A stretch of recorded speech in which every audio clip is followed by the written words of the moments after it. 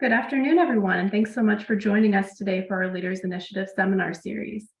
Our speaker is Dr. Benjamin Combs, who is an assistant professor at Michigan State University. His research program focuses on toxic mechanisms of the tau protein across neurodegenerative diseases, including Alzheimer's disease and chronic traumatic encephalopathy, using protein biochemistry, cell culture, animal model, and human tissue techniques. And with that, we're excited to welcome Dr. Combs. Thanks for the introduction, Courtney. Happy to be here. As you can tell from the title of my talk, today I'm going to be talking about how some different pathogenic forms of tau disrupt fast axonal transport through signaling pathways and how that might relate to neurodegenerative disorders like Alzheimer's disease. There we go. So the reason that we care about tau protein is because of its role in Alzheimer's disease. So tau is one of the two major hallmarks of Alzheimer's disease. Begins forming these prefibrillar aggregates in neurons, and as the disease progresses, it begins to form the classic flame-shaped neurofibrillary tangles. In addition to Alzheimer's disease, the tau forms aggregates in some other frontotemporal dementias. Each of those has their own characteristic inclusions that I'll just briefly mention. So PIC bodies in PIC disease, astrocytic plaques in corticobasal degeneration, tau deposition at cortical sulci in chronic traumatic encephalopathy, and tufted astrocytes and coiled bodies in progressive supranuclear palsy. So despite the prominence of tau pathology in Alzheimer's, it was a matter of quite a bit of debate about whether tau was actually a toxic inducer in Alzheimer's disease, or whether its presence was merely just a consequence of amyloid. And it wasn't until the discovery of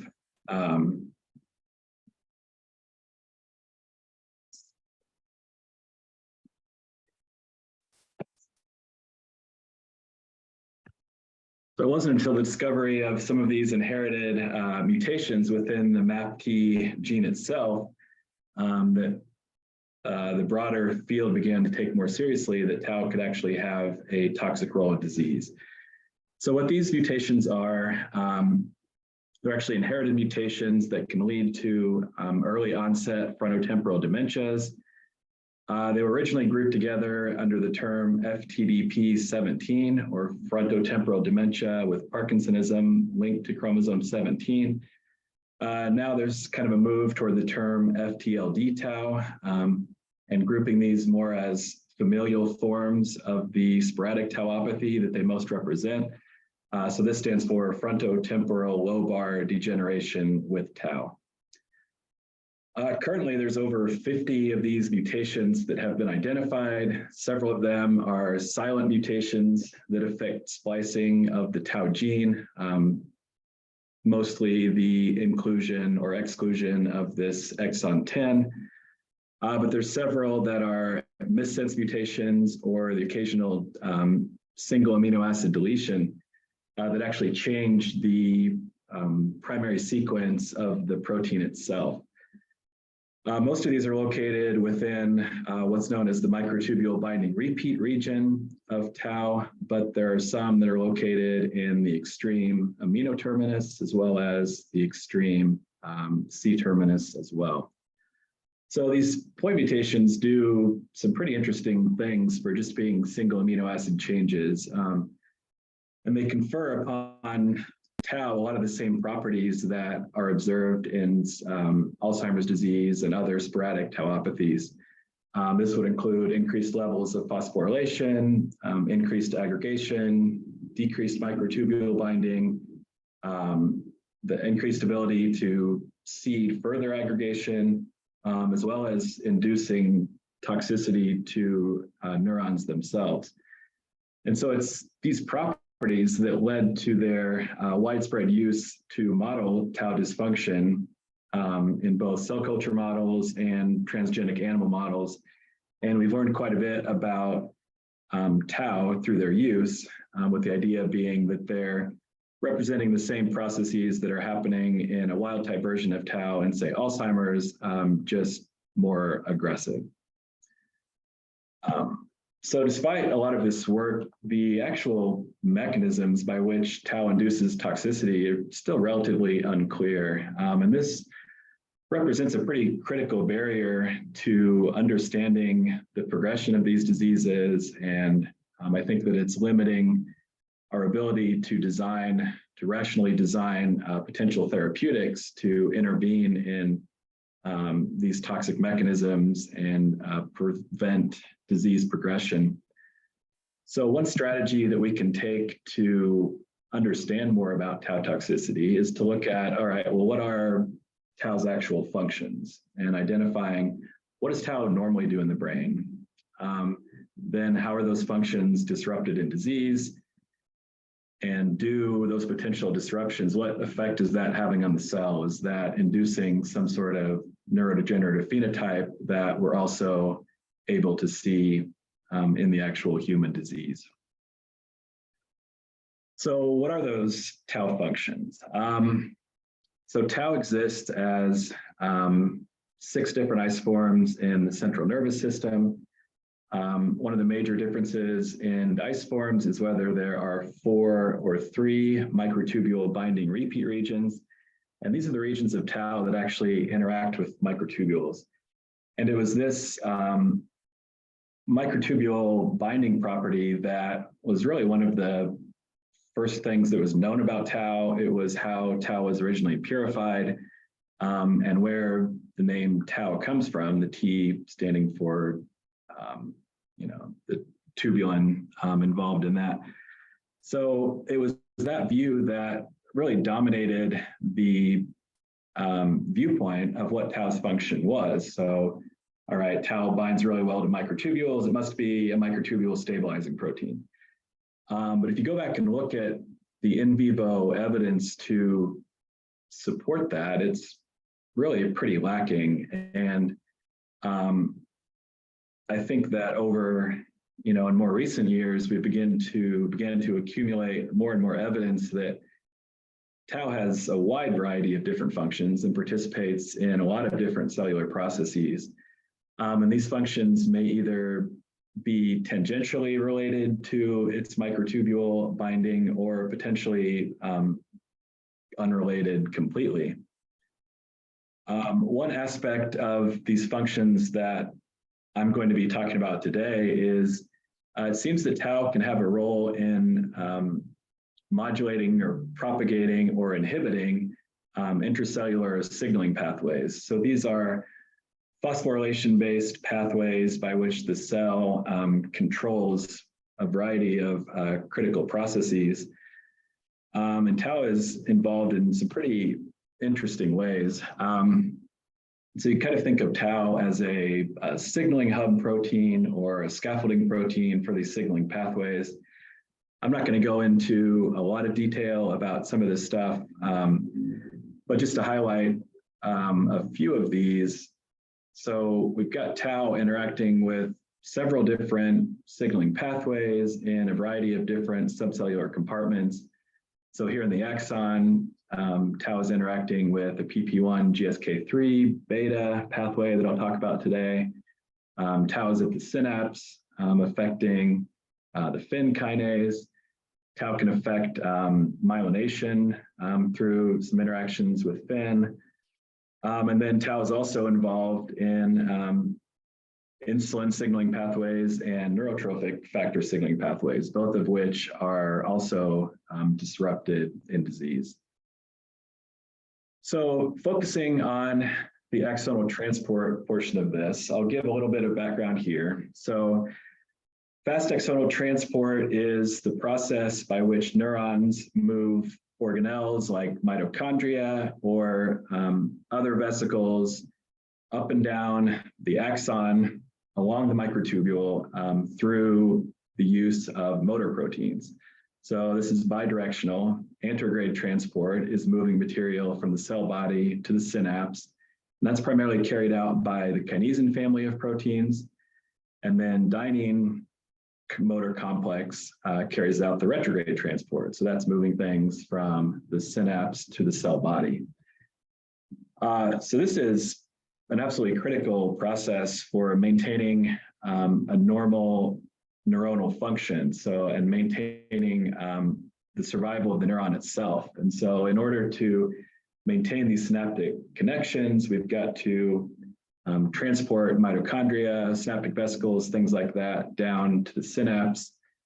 But in Alzheimer's disease and frontotemporal dementia, this process is disrupted. And it's not just disrupted in those diseases, it's actually disrupted in quite a few neurodegenerative disorders. This would include ALS, Huntington's disease, and Parkinson's disease. And so there's some common characteristics that are pretty interesting when you start to look at these and think about the idea that maybe disruptions to fast axonal transport is a common mechanism of toxicity across all of these diseases.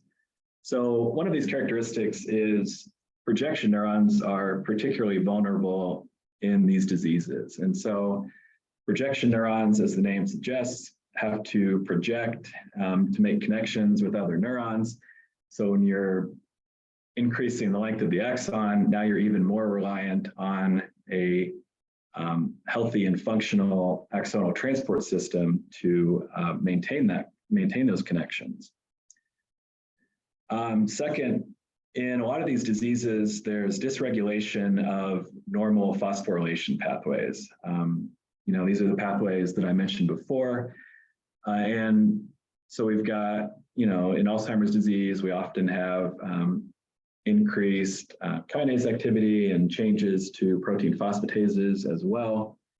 And a lot of these phosphorylation pathways that are dysregulated are also the same ones that regulate fast axonal transport. So through phosphorylation of motor proteins, they can control their activity, induce cargo release, and things like that.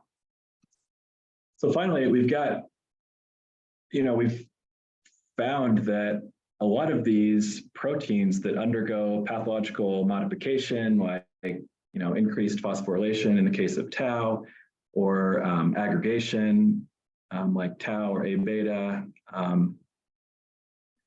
that these pathological modifications can actually modify some of these same kinases that are disrupted in disease and regulating fast axonal transport. And the presence of these pathological proteins, we can actually, in these model systems, identify disruptions to that process as well. So putting all this together, it's kind of an interesting hypothesis, and brings together a lot of these different components that are present in these neurodegenerative disorders. So a lot of the work in identifying these pathological proteins and these pathways was done in a squid giant axoplasm model of transport. So I'll give a brief introduction to this, since a lot of people might be unfamiliar with it, but this uses our friend, the longfin squid here. This work is carried out at the Marine Biological Laboratory in Woods Hole, Massachusetts on Cape Cod, where these guys like to hang out in the summer along with the tourists. And so to perform these assays, so they have these giant axons that stretch almost the whole length of their fin here. Those axons are dissected, and then the axoplasm is extruded. And so the go-to analogy here is it's kind of like squeezing toothpaste out of a tube. So the axoplasm is squeezed out onto this tube, and it maintains all the same components that are present in the axoplasm. So we have an intact microtubule network. We have all of the motor proteins that are still moving up and down the microtubules. We have all the same kinases and phosphatases that are regulating that process are present. But we have the advantage of being able to then perfuse this system with either a protein of interest, in our case tau, or a drug of interest to inhibit a kinase or phosphatase and identify its role in that process. One of the kind of cool things about this is you can actually follow the transport of vesicles as this is happening. And so the vesicles themselves, a typical vesicle is really small, about 50 to 100 nanometers in diameter, which is below the resolution of a typical DIC microscope. But if we hook a video system to that microscope, we can use some tricks with the video system to eliminate background noise. We can eliminate some of the optical noise that's in the system and then enhance the contrast that's present there, end up with something kind of resembling a super resolution visualization of cargo moving along these axons. And so we can follow that in the antegrade direction or the retrograde direction. And so on this video screen, there's a cursor that moves along with the flux of the cargo vesicles, and we can match that cursor speed. So there's observers that are watching this, and we'll match these cursors to the general speed of the transport. And then that reports a value back to the user, and then that value is recorded over 50 minutes. These vesicles are going in and out of our optical field of view. And so it's a little bit tricky to use a computer-based tracking system because each individual cargo will be disappearing and reappearing in different places. So you kind of have to follow that general flow to identify that rate. And that rate depends on both the actual rate of the transport and then the frequency that those organelles are entering and exiting your field of view. And so if you have something where there's fewer cargo that are moving, that's going to read out in the observed rate as a reduction in that observed rate. And so either of these effects, which could be different based on the regulation that's happening with the motor proteins, will read out as an observed rate. So jumping in with the tau story, this is work that was done almost 15 years ago now. And so they found that if you're perfusing these axoplasms with a recombinant tau monomer at physiological or near physiological levels, about 2 micromolar, you see no change in the rate of transport in the anterograde or the retrograde direction.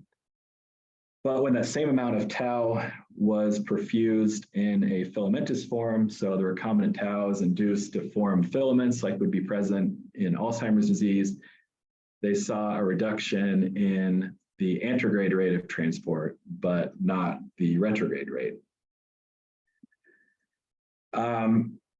So with a battery of different kinase and phosphatase inhibitors, they found that this effect of the tau filaments was dependent on GSK3 beta kinase and protein phosphatase 1, or PP1.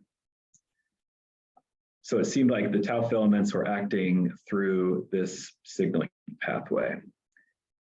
In follow-up work, they actually found that some pathological modifications to tau monomers could also induce the same effect. So here are pseudophosphorylation mutations that mimic phosphorylation at the AT8 sites, which is really common in tauopathies. You see the reduction in transport rate. And then another pseudophosphorylation mutation at serine 422 caused the same effect. In the monomer form, we see a reduction in anterograde transport. And interestingly, in the filament form with this mutation, they actually saw a reduction in anterograde and retrograde. So this is the first time that a retrograde effect was identified. So this effect was actually found to depend on a little region of the tau protein right at the extreme amino terminal end of the protein that was called the phosphatase activating domain, or PAD. This is a domain within the first 18 amino acids of the protein. There's actually a conformation-dependent antibody called TNT1 that could identify conformation changes within that region in pathological forms of tau. So here's a dot blot where TNT1 will identify AD tau in the soluble or insoluble fractions, but not tau purified from control brains. Additionally, this change in the PAD region is actually, or can be identified in pathological forms of tau. So it co-localizes with some other pathological markers like the AT8 phosphorylation that I mentioned before. So it starts to show up even in some control brains in a pre-fibrillar form, early stage AD, and then late stage AD in some of these tangles. So going back to the squid, this PAD region, the amino acids 2 to 18, is necessary to disrupt transport. So when they take filaments made of recombinant protein that's missing these amino acids, the effect was rescued. PAD is sufficient to disrupt transport. Just the addition of that peptide was enough to reduce the rate of anterograde transport. And the effect of the PAD peptide was also dependent on PP1 and GSK3 beta. So this region is important for mediating this effect and sort of linking some of the conformation changes associated with tau pathology with this disruption to transport and a dependence on PP1. So that's kind of a whirlwind tour through a lot of work, but the idea, the current model of this is that these pathological forms of tau, both tau aggregates and modified tau monomers, can activate PP1, which then activates the GSK3 beta kinase by dephosphorylating an inhibitory phosphorylation site at serine 9. Activated GSK3 beta then phosphorylates kinesin light chain, which causes a release of this cargo. And so we believe that this is a normal part of tau function, but the exposure of this PAD region is tightly controlled by the cell, and probably through phosphorylation of tau or other modifications, it's exposed in areas where it's time to release the cargo. But in these pathological forms, you get an aberrant activation of this pathway, and so it's happening in both a greater amount and in the wrong places for this cargo to be released. And so potentially over time, this is making cells more vulnerable to other insults or actually inducing neurodegeneration itself. So some quick background about PP1. So PP1 is generated from 3 different genes that generate 4 isoforms that all have high homology with each other. These 4 isoforms are alpha, beta, and then gamma 1 and gamma 2. Gamma 1 is the only gamma isoform that's present in the CNS. So if you see me refer to PP1 gamma, that's the specific one that I'm talking about. So PP1 regulation is highly dependent upon interacting partners. And so there's more than 200 known interacting partners that help regulate PP1. And so some of the ways that these regulatory partners do this is by modifying its substrate specificity, actually inducing activation or inhibition of the catalytic site, affecting PP1 localization. And then a couple of things that I'll point out that will become relevant later. So among these interacting partners, a lot of them are both substrates and regulators of PP1. So PP1 is capable of dephosphorylating its own regulatory partners, which can provide either positive or negative feedback of that system. And then within this group of interacting partners, there's several intrinsically disordered proteins. And so these are proteins that are lacking a lot of higher order structure. They're typically very flexible. Tau is one of these intrinsically disordered proteins. And the thought is that the nature of these proteins allows binding to PP1 at multiple sites, which may affect their ability to expose the catalytic site and activate the enzyme. So some of the questions that we set out to address in doing this were basically just characterizing these potential tau and PP1 functional interactions. So how is wild type tau influencing PP1 function? And then what are the effects of pathological modifications on those types of functional interactions? And so for this particular project that I'm going to be talking about today, we were using some FTLD tau point mutations that I'll talk about in a second.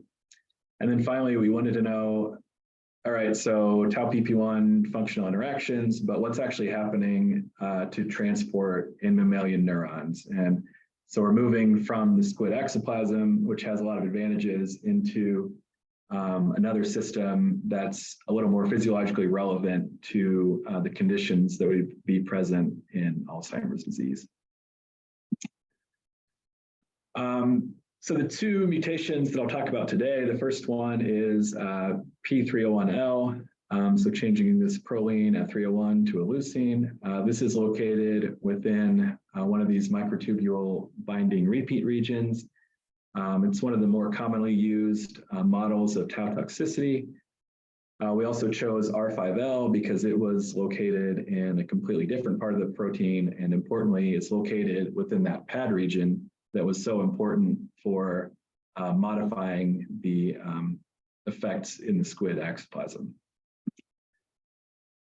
So the first thing we did was, obviously we needed to, or wanted to, look at these proteins in the squid axoplasm, confirm that they are actually inducing a negative effect on transport. So here's our wild type tau, no change in transport, but the addition of the P301L monomer and the R5L tau monomer decreased the rate of both anterograde and retrograde transport. So, that's pretty interesting. We're seeing that bidirectional effect that we saw with a couple of the other pathological modifications. So next, we wanted to look at, all right, so is tau interacting with PP1? So the first assay I'll talk about is a pull-down assay. We're co-expressing our different tau constructs with one of the PP1 isoforms. The PP1 isoform is tagged to what's called a halo tag, and that was important for purifying the protein because that halo tag is going to covalently bind to our halo link resin. We can wash away the rest of the lysate. Proteins that are bound to PP1 will stay. We can then elute those and run them on a Western blot. Our control here was the halo tag by itself without any PP1. So the idea being that we can demonstrate that tau is interacting specifically with PP1 and not the halo tag itself. So here were the results from that assay. Our input of tau up here, and then a halo tagged PP1 here. Here's our halo tag only controls. When we ran our elution samples here, we probed for tau and identified that yes, tau was interacting with the PP1, but not the control proteins. And we're looking at PP1 alpha here. And then when we quantified this, we can see there's a significant increase in interaction with P301L tau compared to wild type tau and R5L. With PP1 beta, we saw little to no interaction between tau and PP1 beta.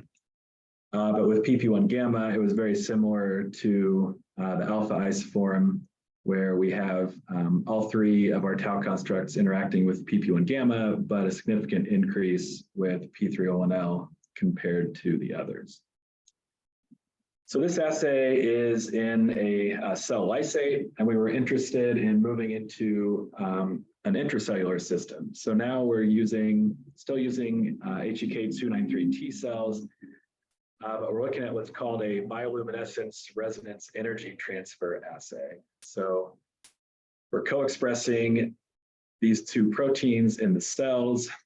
Tau is tagged with a nanoluciferase enzyme. PP1 is tagged with that halo tag and a fluorescent ligand. If tau and PP1 are interacting, that's going to bring those two tags into really close proximity, where light that's given off by this luciferase reaction can actually activate this fluorophore to emit light. And so we can measure the filtered luminescence and determine the ratio of this emitted light to light given off by this reaction, and identify if there is a specific interaction happening between those proteins. Again, the control here is just the halo tag without PP1. So I won't spend too much time going through these, other than to say the results matched up really nicely with what we got from the pull-down assay, that we have interaction happening between tau and PP1 alpha and PP1 gamma, but not PP1 beta, and an increased signal with the P301L mutation compared to the R5L mutant and the wild type tau. So finally, we wanted to determine if this interaction is actually happening inside of a neuron. So this is called a proximity ligation assay, or PLA. And so we're using primary hippocampal rat neurons. We use lentiviral-based expression of the tau constructs. This is a little bit slightly above endogenous levels of tau, but it's not too high of overexpression in this model. So we have our human tau that we're expressing, and we're looking at endogenous rat PP1 in the system. And so we fix these cells and then probe them with the tau7 and a total PP1 antibody. These are then probed with secondary antibodies. So this is a mouse antibody and this is a rabbit antibody. So we have different species, and different secondary antibodies will bind to those.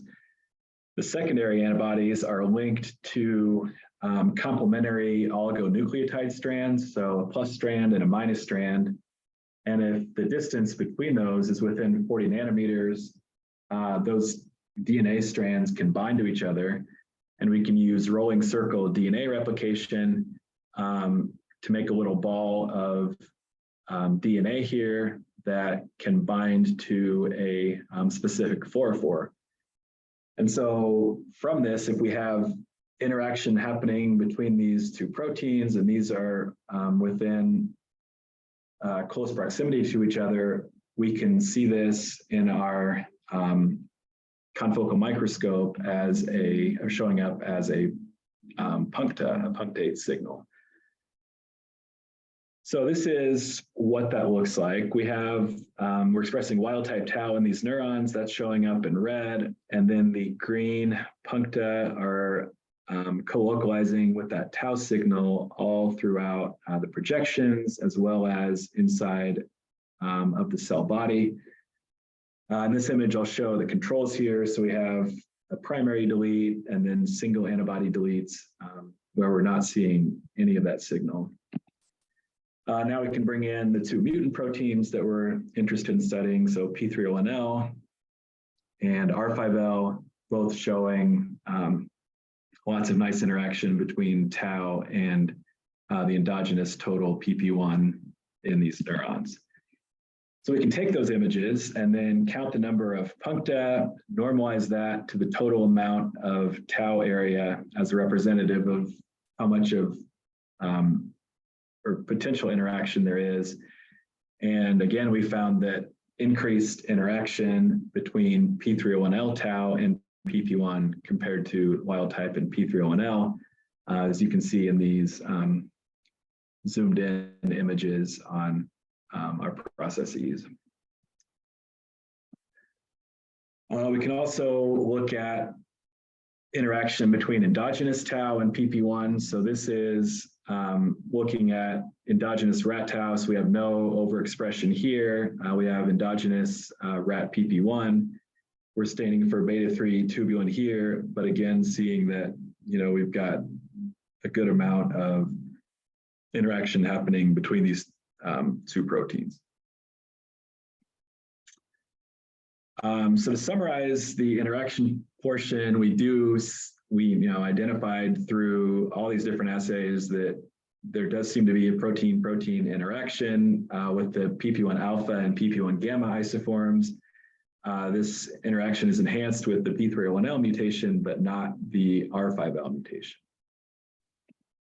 So the next step was to look at, all right, so what effect is tau having on PP1 activity? So is it an actual activating protein of PP1, or is it, is its expression leading to an increase in active levels? And so the activation of PP1 happens when an interacting partner will bind to the protein, typically along this hydrophobic groove, but it can be other places as well. This helps to expose the catalytic site where the enzymatic reaction will occur. In order for PP1 to be fully activated, it either has to auto-dephosphorylate itself or dephosphorylate other PP1 enzymes at this threonine 320 site in alpha or the corresponding sites in the beta or the gamma isoforms.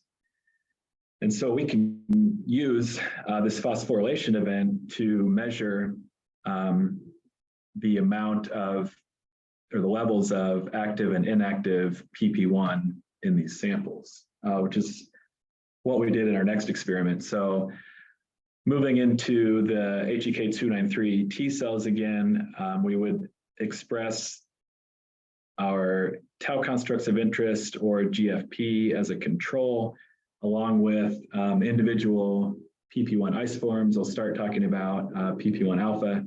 So we confirmed that tau expression was the same. Then we probed for total PP1 alpha in this top band. So we didn't actually have you remember that the active form was the dephosphorylated threonine 320. We didn't have an antibody to that dephosphorylated version. So we're measuring the phosphorylated version, which is the inactive form. So an increased activity is going to be the inverse of what we see here, but by measuring this signal and then normalizing to the total amount of PP1, we can get an estimate of what's happening to PP1 activity. So looking at the results here, we see that there is a significant increase in the active form of PP1 alpha with P301L expression as measured by a decrease in the inactive form. We saw a similar quantitative amount, but this expression of R5L didn't reach significance in our analysis here. But when we look at PP1 gamma, we see a nice reduction in the inactive form with the P301L and R5L. In fact, it's almost completely eliminating the active form, whereas the total amount of PP1 gamma stays constant in all these conditions. So this is indicating to us that these mutant versions are activating PP1 gamma, or expression of these mutants are associated with increases in the level of active PP1 gamma compared to wild type tau and GFP expression. We can also move this into the primary neurons and see the same thing. So we're using lentiviral expression of tau. Our exogenous tau is here. These bands here are the endogenous rat tau that's present in these samples. It gives you an idea about, about the level of overexpression that we have. We also have a GFP lentivirus. And we saw a relatively small magnitude change, but this was significant with these two mutant proteins compared to GFP. And so the signal that we're looking at here, because we're looking at endogenous PP1, this is going to identify all three of the isoforms, the alpha, beta, and the gamma isoforms, and not just the gamma. So, but even with that, we saw that significant increase in active PP1. So after characterizing some of these functional effects, we wanted to look at how this is going to affect the axonal transport. So we're looking at primary hippocampal rat neurons. We co-transfect these with a fluorescent tagged cargo protein and then our tau protein of interest. We can identify the axon by labeling the neurofasten domain to identify the axon initial segment and know that what we're analyzing is in the axon.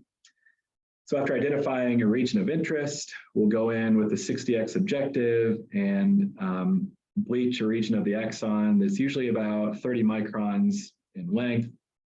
After a short recovery period, we can then image transport at about 28 frames per second over 5 minutes. And you'll, hopefully are able to see these individual cargo proteins moving through our axon, so we can follow bidirectional transport. This is the cell body side, and this is the synapse side, and we can identify movement of these in either direction, as well as pauses, and make a pretty high-speed movie of that. So then we take that information. So that movie is a collection of about 8,600 frames over 5 minutes. We use an image day macro to collapse each of those images into a single 2D line that's stacked on top of each other to generate these chymographs. So each line is going to represent one image. When you stack all these together, you can see the track that an individual cargo is leaving behind. So on our y-axis is time. This represents about 8 seconds. The proximal end and the distal end. So anterograde cargo is moving this way over time, and retrograde cargo, traveling cargo, is moving this way. So we have each of our different conditions: GFP, wild type tau, the P301L tau, and R5L. We then manually mark those tracks, and then the macro will return a bunch of data based on that about the characteristics of this cargo, the direction it's moving, the rate, how many times it's pausing, and things like that. We can go through that data and look for differences in our different conditions. So the first thing I'll talk about is this rate of transport. So segment velocity is only accounting for when the cargo is in motion. So we've eliminated the pauses. We see no difference in cargo traveling in the anterograde direction.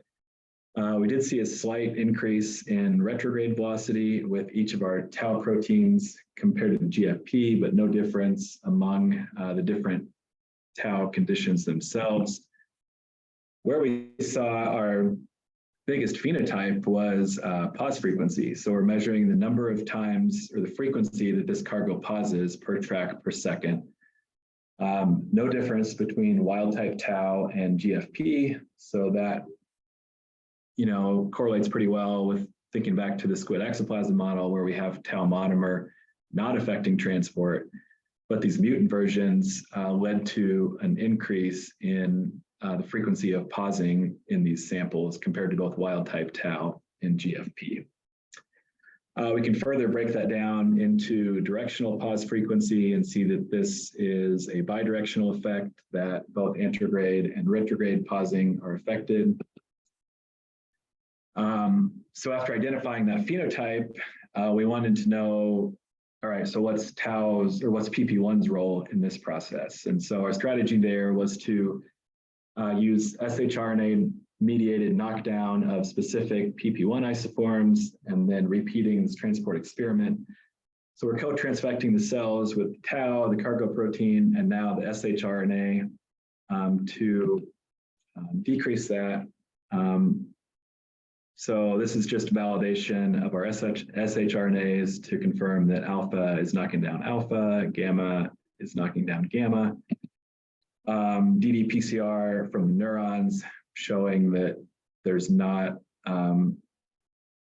cross isoform effects with the alpha shRNA and vice versa with the gamma. So these are grouped within our different shRNA conditions. So control, PP1 alpha knockdown and PP1 gamma knockdown, wild type tau, P301L tau, and then R5L tau on the right. Velocities were mostly unaffected. There was a significant increase with R5L in the control shRNA condition.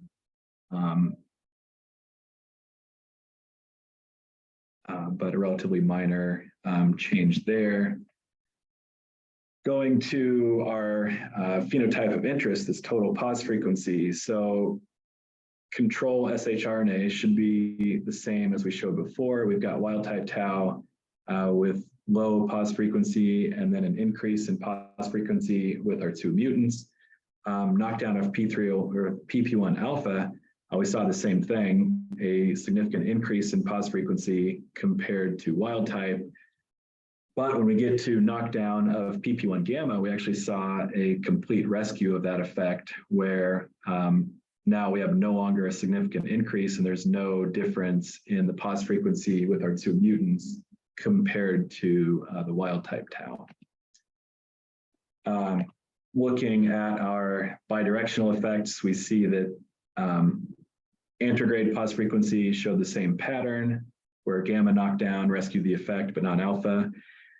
Somewhat interestingly, retrograde effect was rescued with both the alpha and the gamma. This retrograde effect is a little bit lower in magnitude than the antegrade effect, so we just may be a little bit underpowered to detect something like that. But there is potential that maybe this an alpha effect in retrograde transport as well. So to kind of highlight some of the main points that we found here relating pathogenic tau and axonal transport. So we found that these FTLD tau mutants were disrupting normal fast axonal transport in a mechanism that was dependent on PP1 gamma in our primary neurons. We showed that tau has a functional protein-protein interaction with PP1 alpha and PP1 gamma. FTLD tau expression resulted in increased levels of active PP1. It's interesting to speculate about a potentially different mechanism between these two mutants. So perhaps P301L is leading to increased active PP1 through this increase in protein-protein interaction. The R5L mutant was interacting at the same level as wild type, but the mutation is in the PAD domain that we found was mediating that effect. So the exact relevance of PAD and how that is affecting the activation of PP1 is definitely an ongoing area of interest for us. And finally, fast axonal transport disruption does seem to represent a potential toxic mechanism across multiple forms of pathological tau. So this, would include tau oligomers, tau aggregates, hyperphosphorylated tau, tau mutants. We've seen that a lot of these modifications are having the same effect in modulating this PP1 dependent signaling pathway and resulting in a disruption to transport. So next steps, we're continuing to look at tau PP1, looking at some subcellular localization, where these proteins are interacting, and is this tau PP1 affecting other cellular processes besides axonal transport? I wasn't able to present some of this stuff today, but I have an ongoing project looking at tau affecting potentially another transport-related signaling pathway involving P38 MAP kinase that has some pretty interesting data so far. So stay tuned for that. I'll just close with acknowledgements. This work was all done with Dr. Kanan, members of his lab that contributed to this project, other members of the lab, our collaborators at UIC and the MBL, Scott Brady and Gerardo Morfini, their graduate student, Sarah. And we've had support from the MADRC for this project and others. The P38 project came out of the pilot project I received from the center. We also have funding from NIH, DoD, Alzheimer's Association for various projects. But, I'd be happy to take any questions. Thanks for your time.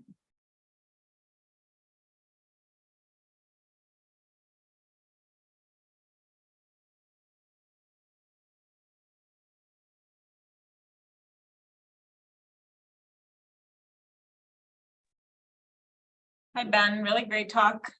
This is Catherine Kazarowski. I'm new faculty in neurology here in the BSRB in Ann Arbor. What do you think is driving the differences in tau strains to different neurodegenerative diseases? Yeah, it's a good question. I think there's a couple of different possibilities. I think that, well, we know that, you know, within these different disorders through a lot of the cryo-EM work, that there's actually differences in the folding. And so I think that, you know, with this sort of seeding hypothesis and propagation of these aggregates, you get this templated conformation that's passed along as these aggregates spread. And I think that that folding is going to be affected by some of these,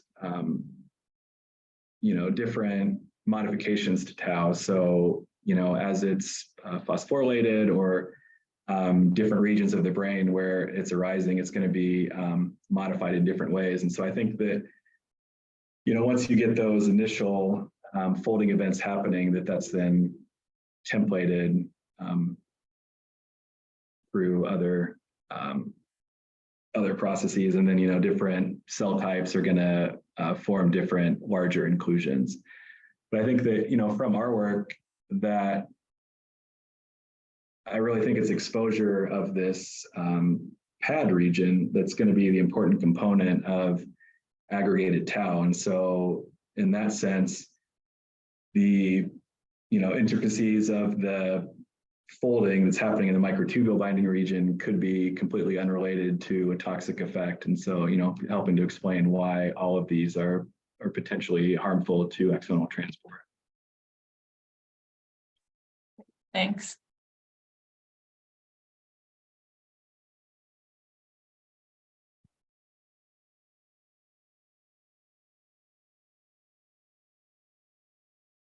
All right, I'm going to ask you another question then.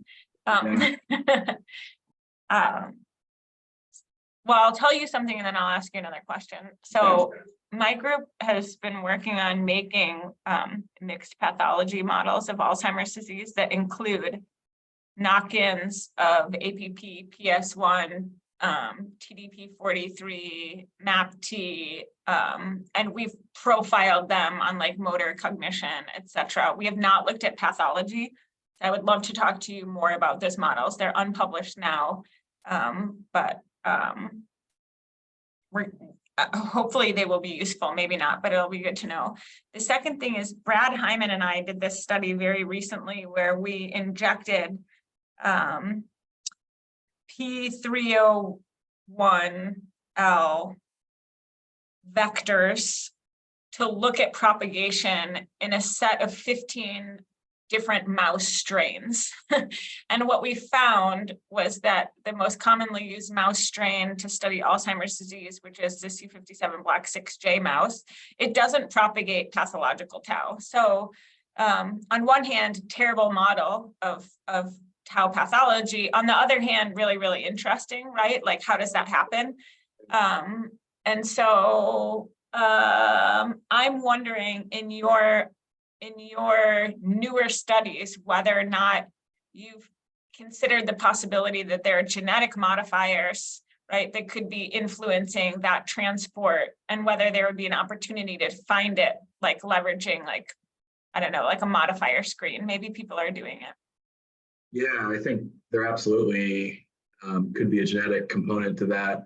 I think that's a really important question that needs to be addressed, and something that I've thought about looking at myself. But yeah, I don't have any information about that yet, but I think it's a really important question, and could lead to some really interesting findings. Yeah, this is a really great talk. I'm really glad I made it. Thank you very much. Thank you, appreciate it.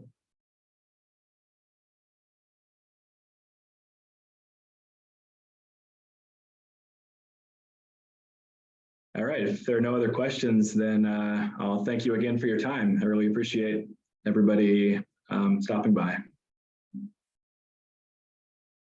Thank you, Ben.